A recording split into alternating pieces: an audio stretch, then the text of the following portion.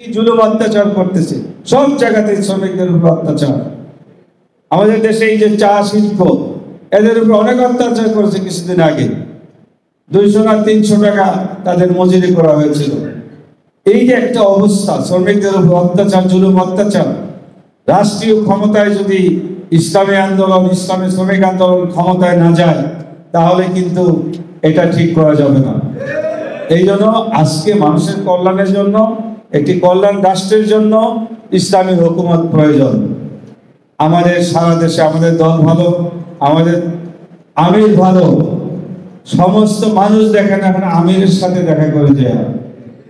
আল্লাহ কিন্তু তৌফিক দিয়ে দিছে।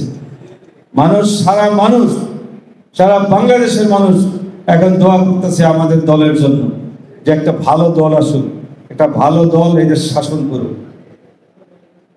এদেশে যদি আবারও সেই অত্যাচার, জুলুম অত্যাচার হয়, আল্লাহ আমাদের তো হেফাজত করেছে, যে কি অবস্থা করেছে, সমস্ত ব্যাংকগুলি উদ্ধার করে পাচার করে দিয়েছে টাকাগুলি। কি অবস্থা করেছে এদেশে কোনো মানুষ আছে? আমরা কি বাস করি আমরা? যাই হোক, আলহামদুলিল্লাহ, আমাদের সময় কাজে লাগাতে হবে। ভবিষ্যতে সময় যে নির্বাচন আসতেছে, আমাদের আবুল কাসেম ভাই বলছেন যে মহিলাদের ভোটের অনেক প্রয়োজন, অর্ধেকের বেশি মহিলারা। আসলে আমরা কিন্তু এই ব্যাপারে সচেতন